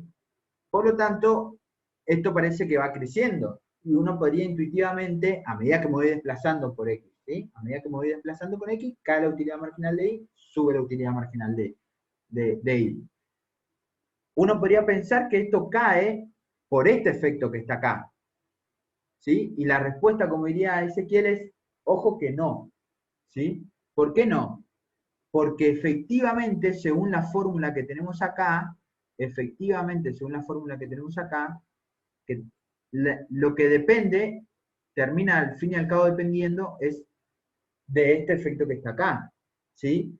Pero esto ya sabemos que es positivo, y esto también sabemos que es positivo, pero esto que está acá, no sabemos qué tipo de efecto tiene, ¿sí? Es decir, ojo que cuando yo voy consumiendo más de X, el consumo más de X también puede afectar la utilidad marginal de Y, ¿sí? Si esto fuera negativo, ¿sí? Entonces efectivamente no se cumple la condición. O se cumple dependiendo de la magnitud de los efectos, como dice Ezequiel. ¿Está? Entonces, ojo que los efectos cruzados también hay que tenerlo en cuenta, no solamente la cuestión de las utilidades marginales, ¿sí? Bien, perfecto. ¿Se entendió? ¿Puedo borrar esto? ¿O están copiando? Dame un toque, dame un toque. Bueno, igual lo que puedo hacer es guardarlo, de hecho ya lo guardé. Lo guardo y si quieren lo subo como el pizarrón entero, si te parece. Ok. ¿Te le parece? Sí, sí. Profe, esta regla que usted copió acá, la Ajá, de F2 esto. elevado al cuadrado, sí, esto. Sí. ¿Cuáles son las funciones? Porque yo sé que usted ya derivó todo y solamente reemplazó, pero por ejemplo, F2 elevado al cuadrado, ¿cuál de estas funciones derivadas es? F2, acá está, por eso lo puse acá, mirá, para tener una guía. Es otra forma de anotar, ¿sí? F1 es simplemente, es como simbolizar a la derivada de U respecto a X. 1 lo llama X, 2 lo llama al bien Y. ¿Está? Es lo mismo que yo, esto podría escribir así como F de X, también podría escribirlo. Son dos formas equivalentes de escribirlo. ¿Está? Entonces, a F1 es la derivada de U respecto a X. ¿Cuál es la derivada de U respecto a X? Efectivamente, esto que está acá, la utilidad marginal de X. ¿Sí? F1, 1, 2 es como derivar U dos veces, la primera es derivar con X y la segunda es derivar con Y. ¿Sí? Simbología que es igual a decir F1, 2 o F de X, Y. ¿Está? Es lo mismo decir eso. Es exactamente lo mismo. ¿Está? Lo cual implica derivar la función, o sea, derivar esta función respecto a X, y si derivamos esa función respecto a X, tenemos aquí esto, me da todo esto, y ahora a eso hay que derivarle respecto a Y. Si yo derivo esto que está acá, esto que está acá, respecto a Y, bueno, tengo esto que está acá. ¿Sí? ¿Se entiende o no? Perfecto. Perfectirijillo, diría Flanders. ¿Esto es el hessiano, Facu? Sí, exactamente. Sí, esto es el determinante, le decían al lado. Eso que está ahí. ¿Está? Sí, este es el hessiano, sí. Bueno, Mostrado diferente nada más. sí, mostrado diferente con los términos que se necesita, digamos, ¿está? Entonces no trabajamos con el hessiano, para aquellos que ya han usado Maico, ya lo vieron, para aquellos que no, condición de segundo orden para adquirir un máximo restringido, ¿sí? Sí, máximo restringido. Sí. Bueno, borro todo, ¿está? No hay nada más, borro todo, lo borré. Vamos a el segundo ejercicio. Creo que no vamos a llegar a hacer los ejercicios, todos los ejercicios que quería, pero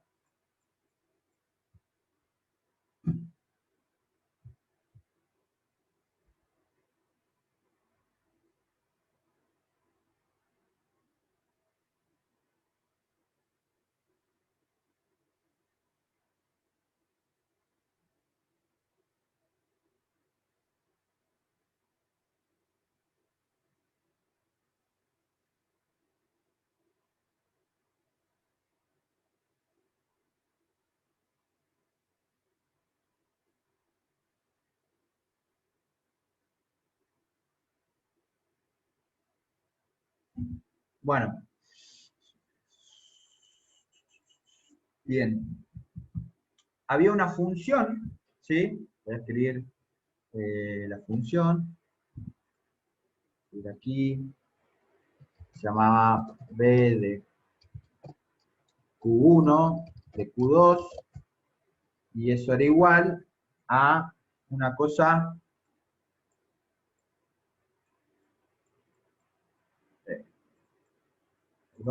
Perdón.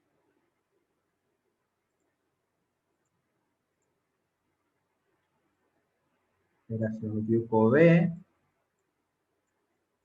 de Q1, de Q2,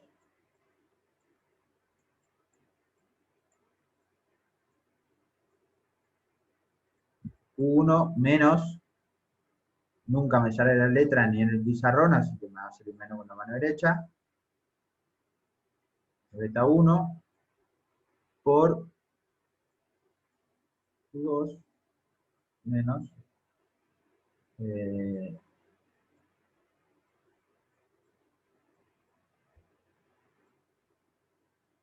¿sí?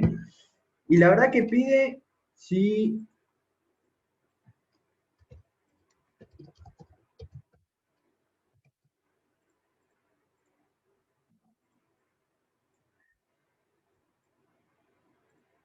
y hay otra función que vamos a llamar W,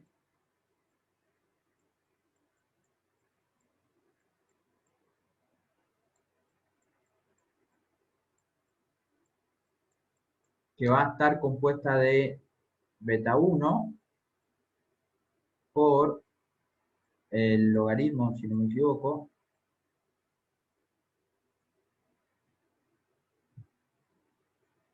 de Q de 1 menos cosito. Había alguien que le llamaba pajarito a esa letra. Beta 2 por el logaritmo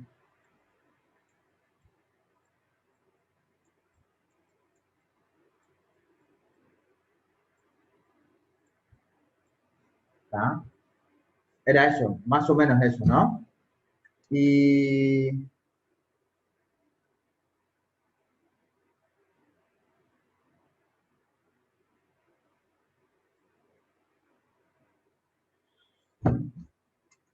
bien. Ok. Y preguntan si esto es transformación monótona. Es transformación monótona de B. Le voy a poner así para simbolizar B de Q1 o de Q2. ¿Sí? B que depende de Q1 y Q2. ¿Sí? Pregunta si es transformación monótona.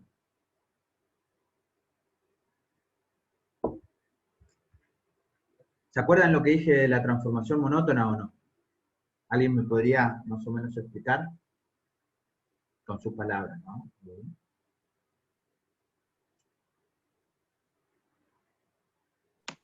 Es Una similar con... Mandale. Dale, decían ahí. Vamos, Pablo. Pablo, que hablaste primero.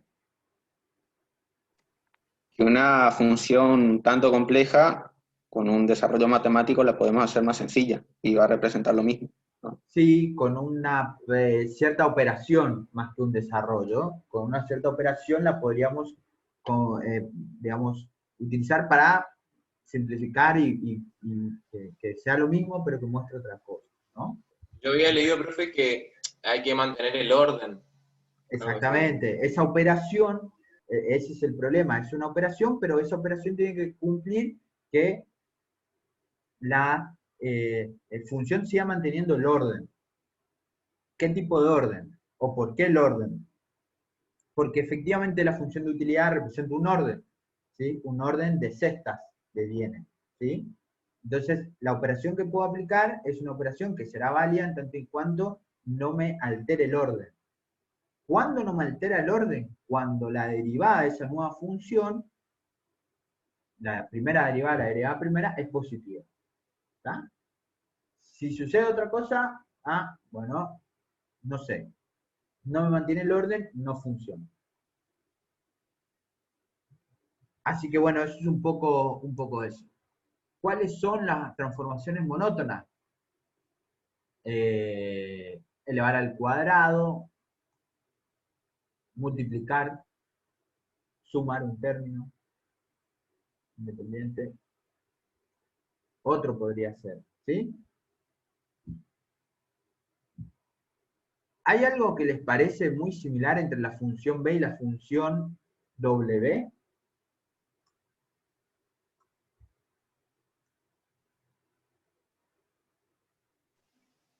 ¿Les parece muy Sí, similar? ¿Sí? ¿Cuál? ¿Qué? porque aplicaron logaritmos para bajar el exponente nomás. Se aplicó, exactamente, se aplicó el logaritmo y se bajó el exponente. De hecho, es una función recontra utilizada. Esta es una función de utilidad, gasto mínimo, sumamente utilizada en trabajos empíricos, porque para nosotros, nunca sé la letra, si es gamma, creo que es gamma esta letra, o delta, no recuerdo. Digamos, esta letra lo que me indica es el consumo mínimo de la gente, ¿está? Es lo mínimo. Algunas veces se presenta como consumo de subsistencia, ¿sí? Y por lo tanto es bueno para representar o estimar demanda, ¿sí? Es muy utilizado. Lo que sucede es que la primera función es un tanto complicado de trabajar y es más fácil trabajar con la segunda función. ¿Por qué? Porque en general los betas, la interpretación que se les da cuando están en función del logaritmo, tiene una interpretación de elasticidad. Entonces, aún mejor todavía porque nos va a permitir encima calcular la elasticidad. ¿Verdad? En este sentido no tendría sentido la elasticidad, pero bueno, no importa. Está bien trabajarlo de esa manera. ¿Sí? Es más fácil, más sencillo estimar esa función que estimar la otra.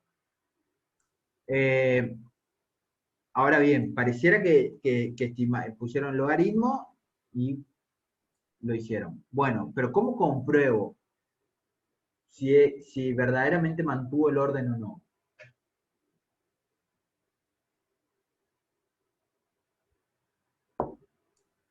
Lo que debo Estoy chequear, pensando en los resultados, profesor. bueno, Estoy lo que debo, pensando en los resultados.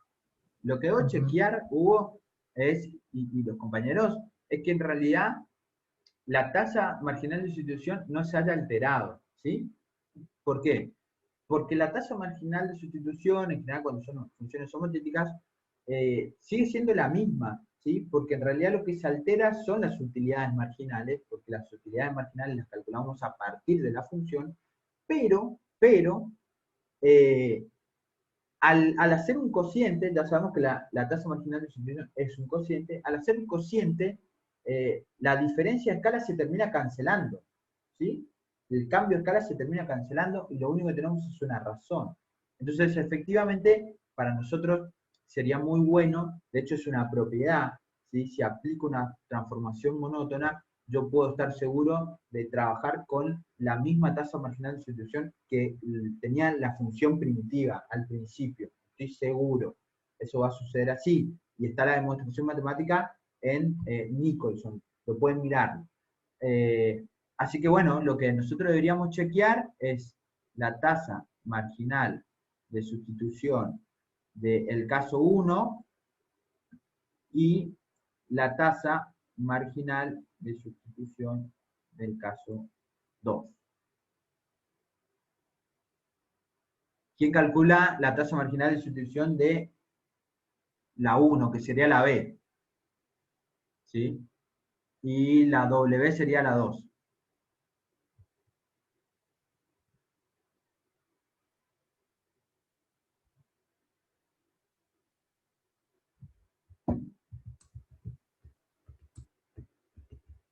Bueno, ¿Cómo?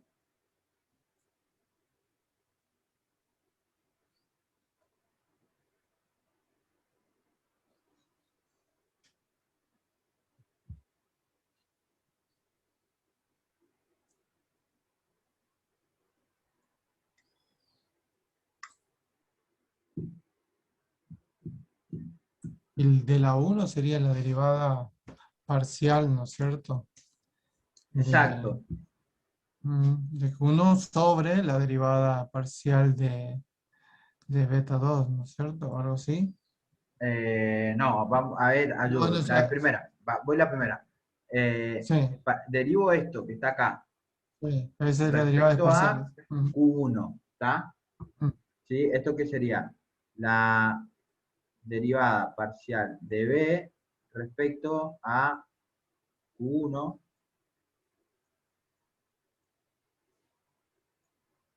y la derivada parcial de b respecto a Q2. Tal como dijo Hugo. ¿Sí? Perdón, Hugo, que te dije no al principio, pero verdaderamente era así. Entonces, arriba, ¿qué va? Derivo eso. ¿Cómo es la derivada parcial de b respecto a Q1? ¿Cómo derivo toda esa función?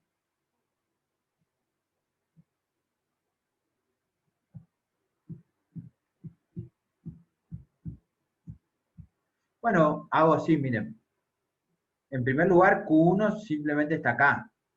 ¿Tá? Esto no tiene Q, esto que está acá no tiene Q1, para nosotros es una constante. Entonces, aplico regla de la cadena, hago bajo el exponente, beta 1 por Q1 menos la letra que no me acuerdo, beta 1 menos 1 por Q2 menos la letra que no me acuerdo, elevado a la beta 2, ¿sí? Por la derivada del argumento que estaba adentro, o sea, la derivada de esto que está acá. Esto respecto a Q es 1, no hay otra. ¿Sí? Correcto, correcto. Esa es la derivada de la cadena. Exactamente. Sobre beta 2, hago lo mismo, sobre, perdón. Esto es beta 2.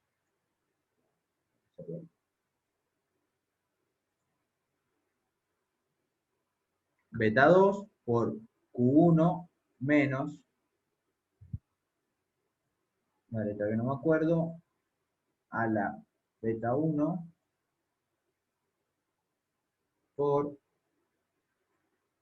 Q2 menos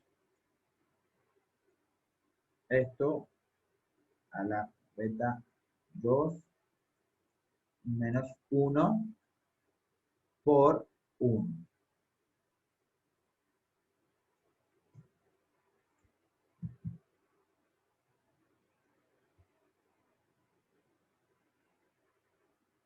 ¿Se entendió eso? ¿Se entendió la regla de la cadena ahí o no?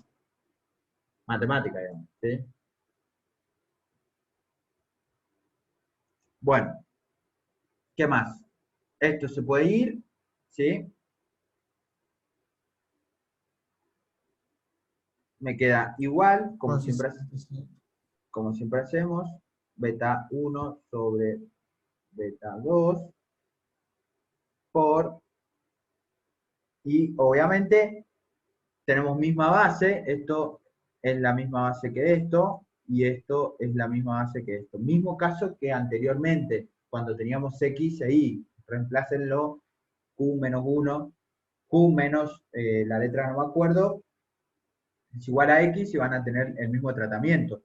Si yo subo esto que está acá hacia arriba, me queda Q menos la letra que no me acuerdo, elevado a beta menos 1, beta 1 menos 1 por esto mismo, que está acá abajo, Q1 menos la letra que no me acuerdo, elevado a la menos beta, y eso me cancela, y si yo lo trabajo en el otro, con Q2 también le hago lo mismo, voy a obtener esto que está acá.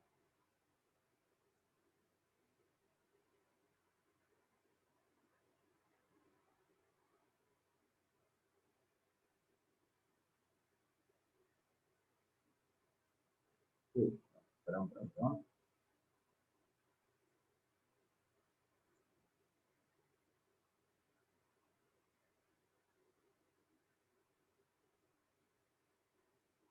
¿Está? Tendríamos algo así.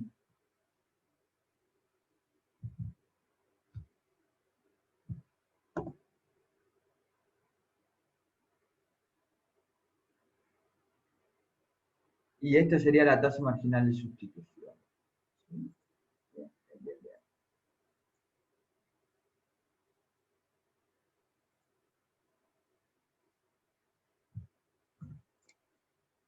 Lo segundo, sí les dejo a ustedes que deriven la segunda.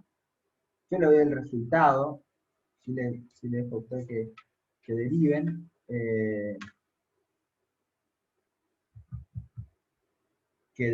Si justamente esta segunda, esto tienen que derivar. O sea, tienen que encontrar la tasa marginal de sustitución. Yo le doy el resultado final. El resultado final es precisamente la misma tasa marginal de sustitución. 1 sobre 2 por, les va a quedar de esta manera. Q2 menos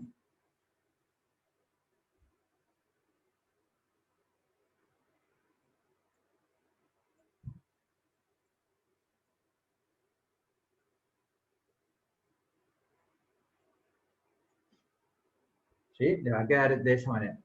Ergo, por lo tanto, ¿qué tenemos? Que la función W es una transformación monótona de la función B. ¿Sí? Es una transformación monótona de la función B. ¿Cómo saben que le quedan esto? Bueno, porque efectivamente, si usted derivó solamente la partecita de arriba, respecto a Q, la derivada de W respecto a Q1, ¿qué les queda? B1 por 1 sobre esto, 1 sobre el argumento de la función logaritmo, 1 sobre el argumento, Q1 menos multiplicado por la derivada del argumento, 1. ¿Está? Entonces le va a quedar beta 1 por esto, la beta 1 arriba le va a quedar esto, entonces baja y el que está abajo sube. ¿Sí? Sube. Nada de otro número. Lo que sí me parecía interesante que lo veamos, ¿por qué? Porque con esto nosotros específicamente concluíamos y veíamos cómo una transformación, cómo podíamos comprobar una transformación monótona. ¿Está? Saco print de pantalla, ya lo guardé, al pizarrón lo guardé, ¿sí? Ahora, si me dejan, quiero compartirles el trabajo práctico. ¿Puede ser? ¿Ya copiaron todo el resultado?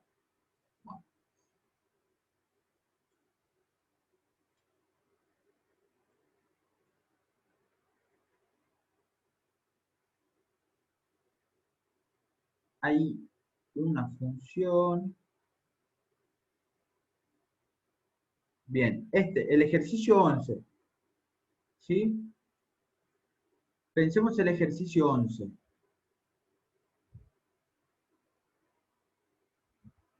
Pensemos el ejercicio 11 y díganme su respuesta. No tengo la votación acá porque no es el educativo, pero estaría muy bien poder hacer una votación acá. Pueden poner en el chat. Si quieren me pueden mandar a mí particularmente, si no quieren que sus compañeros. ¿Qué combinación creen ustedes que es preferida?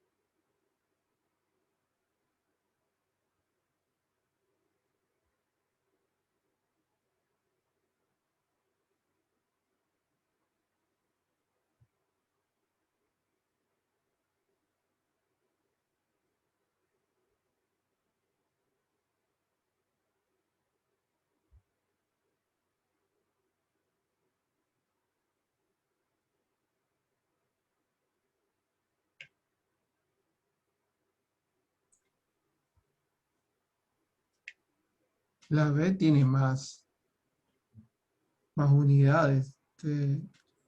Va ganando la Para el B. tema de la comida. Va ganando la B, va ganando la B. Ujú. Sí.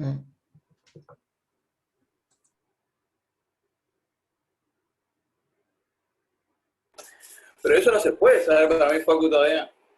Puede. Así uno no puede seleccionar porque también tiene que ver la gráfica, porque en todos hay distintas combinaciones, no hay ninguna fija. O sea, no hay una que tenga, ponerle la A tenga 2 de comida y la B también tenga 2 de comida, después tenga más para decir que es Bueno, más preferible. a mí me parece que tu respuesta a Joel, por ejemplo, le hizo cambiar de parecer. Está bien, ganó ¿Pero por B, qué? digamos. Ganó B, ¿está? Pero la respuesta correcta es, en primer lugar, ninguna de las anteriores. ¿Por qué? Porque al fin y al cabo no tenemos nada que describa las preferencias del consumidor. No sabemos. No sabemos nada, digamos. No sabemos nada. Está la Claro, uno elige en combinación, base a la preferencia de uno, ¿no es cierto, exactamente, Facundo? uno. Uno acá está eligiendo en base a tu preferencia, uno.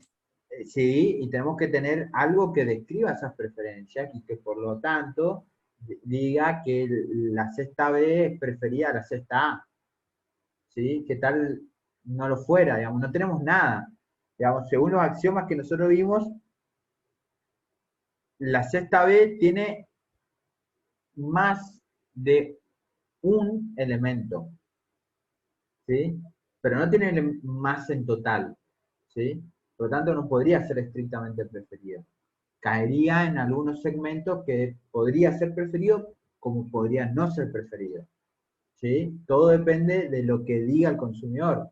Y lo que dice el consumidor es efectivamente, o está representado efectivamente por alguna función de utilidad. Nosotros deberíamos tener alguna función de utilidad que, en primer lugar, nos digas, digamos, según el razonamiento de ustedes, la cuestión era así.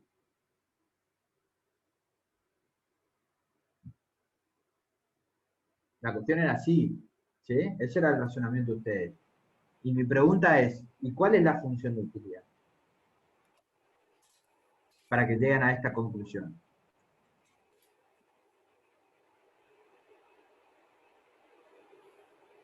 Ninguna, porque no está presente la función de utilidad. Y si no está presente la función de utilidad, entonces no están descritas las preferencias del consumidor. Y si no están descritas las preferencias del consumidor, entonces de nada me sirve saber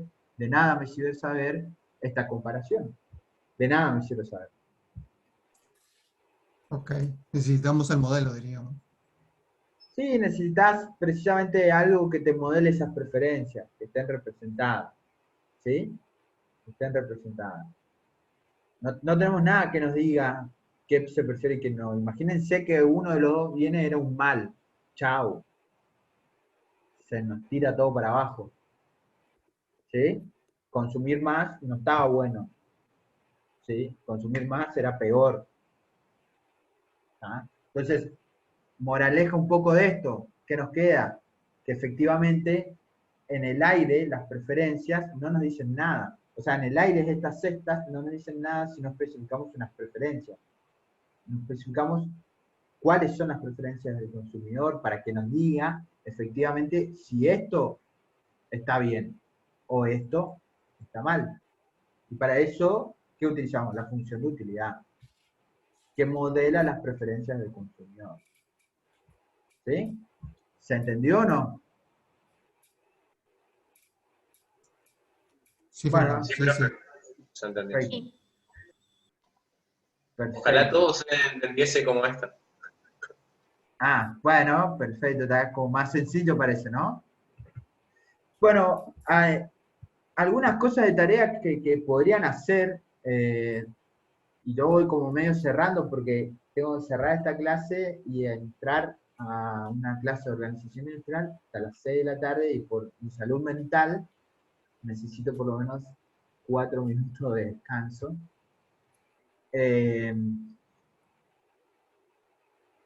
¿Qué podrían hacer para practicar todos estos conceptos que vimos? ¿Sí?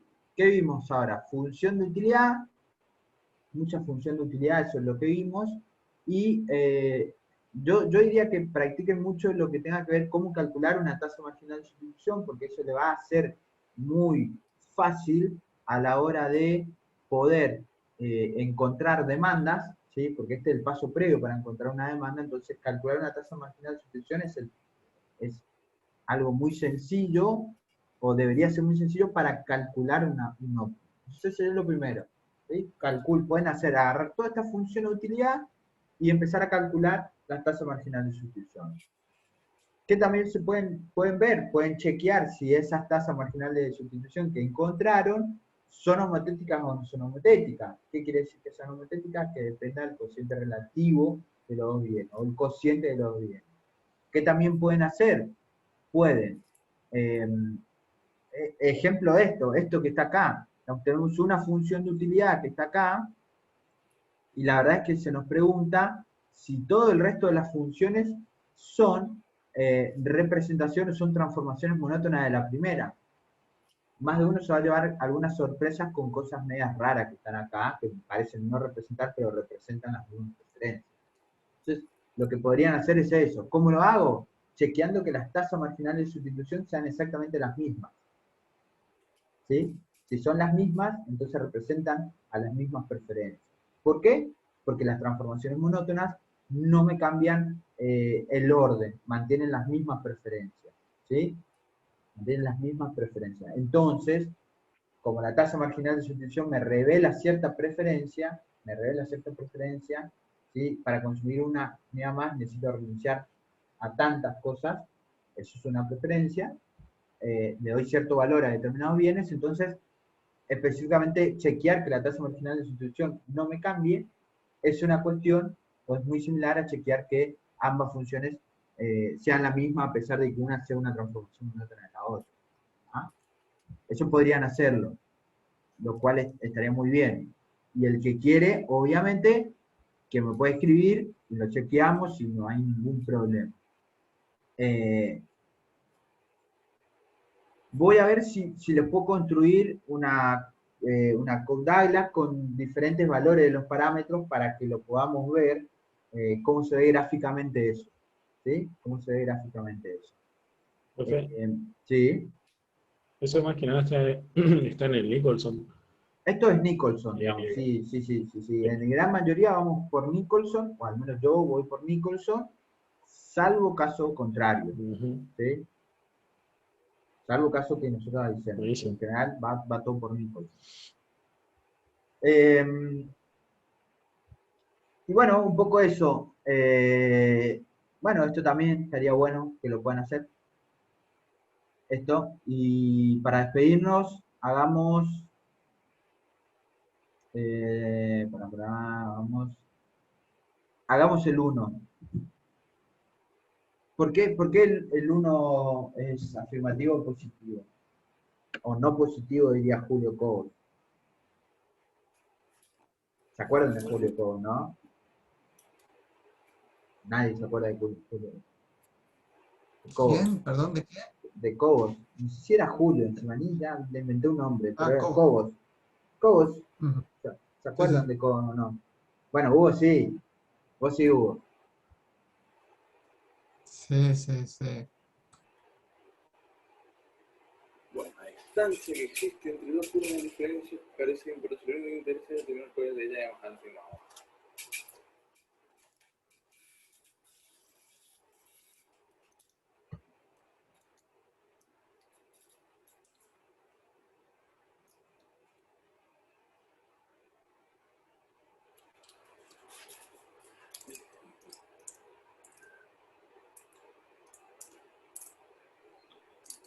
Para mí sí tiene importancia, profe, por el hecho de que, digamos, si uno tiene la curva así, ¿no? El hecho de que esté más cercana a la otra me va a hablar más de la cantidad de bienes de uno o de otro que elija. ¿Puede ser? Para mí, bueno, ese. Para mí es como carece de importancia, es verdadero, porque el consumidor se comporta de manera racional, siempre busca estar mejor, no importa en qué cantidad, pero quiere estar mejor de lo que estaba antes, según los axiomas acabaste de explicar bien. Y particularmente, vayamos un poco a representar. También es muy subjetivo, también la cantidad de utilidad que te da, cómo calculas eso, en qué te basás también, te basás en que el consumidor prefiere más, pero no te puede decir prefiero un 8 a tal cesta y el otro le prefiero un 10. O sea, muy difícil eso. Perfecto. Y tiene que ver con algo que yo dije más o menos a mitad de la clase, con que la teoría para nosotros, la teoría de la utilidad del consumidor, de la utilidad que se utiliza, es una utilidad ordinal, no cardinal. ¿Ordinal qué significa? Que lo único que me importa es el orden. Por lo tanto, si a mí la utilidad, la diferencia entre la cesta que prefiero y la que no prefiero, me da, esa diferencia me da 0,05, es exactamente lo mismo a que la diferencia entre la cesta que prefiero y que no prefiero en términos de utilidad me dé 10.000. No importa cuánto. No importa cuánto. La cesta que yo prefiero me da un número mayor a la que no prefiero. ¿Cuánto? No importa. Tiene que ser un número mayor. Y eso puede ser un número por centésimos o puede ser un número por millón. Es lo mismo que yo represento una cesta A que prefiero con un número 10 millones y la que no prefiero con un número 1, a que yo represente una cesta que prefiero A con un 1 y una cesta que no prefiero con 0,99. Es lo mismo, digamos, ¿sí? No importa el valor, solo importa que el número que se asigna a la cesta que yo prefiero sea mayor que la cesta que yo no prefiero. No importa cuánto sea la diferencia. ¿Tá? Y esto es muy diferente de lo que sucede en la teoría de la producción, donde sí es una teoría cardinal. ¿Sí? Acá es una teoría ordinal. No importa cuán alto está la curva, no importa cuánto, digamos, la distancia que existe entre dos curvas, ¿sí? Lo único que implementé es cuál está más baja y cuál más alta. Obviamente es cierto lo que dice Matías, de que si yo estoy muy alto, digamos, si existe una diferencia importante entre dos curvas de indiferencia, específicamente estaríamos diciendo que está mejor, ¿sí? Entonces diríamos, no importa cuánto de alto, ¿sí? Lo que único que importa es decir que está arriba, pero obviamente si hay un salto importante, diríamos que está mucho mejor ahí que si hay un salto muy pequeño. Ahora bien, en términos de número de utilidad, no importa cuánto, porque es un número ordinal, ¿sí? Es un número ordinal. ¿Se entendió o no? Sí, Facundo, yo lo estaba mirando también desde el punto de vista de las curvas, porque cada curva de indiferencia en realidad es la utilidad que puede lograr, diríamos, en todo caso, el consumidor, ¿no es cierto? Digamos, de pronto, entonces, ¿qué te quiero decir con esto?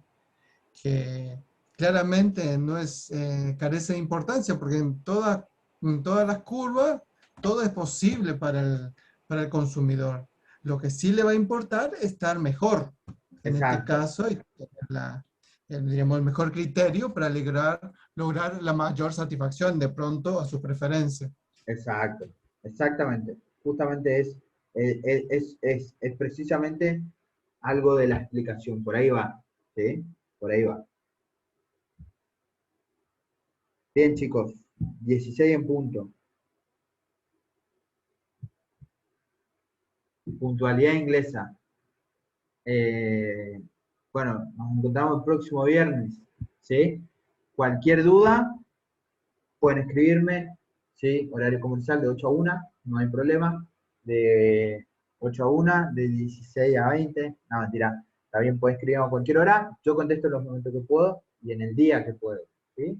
Así que no hay problema, pero me pueden escribir o escriban al grupo y sacamos las dudas ahí, ¿está? Solo una pregunta, ¿mañana a qué hora? Mira, creo que Isa puso a las 8. No sabría 8 de la decirte. mañana. Ah, Sí, ok. 8 de la mañana. Ok. Pero ahora le aviso, ahí está. Mañana dijo Isa a las 8 a.m. A las 8 a.m. Ahí contestó Sí, el ya chat. tomaste un clonazepam para la próxima clase. Mañana hay clase de consulta también. Mañana a las 8, obviamente temprano, digamos, con cara de dormido, nada, apagar la cámara a las 8, bien temprano. por lo tanto uno se tiene que levantar a las 7, que más o menos acomoda toda su cabeza, después venimos en matemáticas. Así que, bueno chicos, los libero. Mañana clase práctica, dice Isa, así que, bueno, estamos con clase práctica que Dale, viene Facu. demanda. Nos Bueno vemos, chicos, Facu. nos vemos. Nos vemos, Porque profe. Nos vemos. voy a otra Chao, clase. nos vemos. Chao. Chao. Ujú.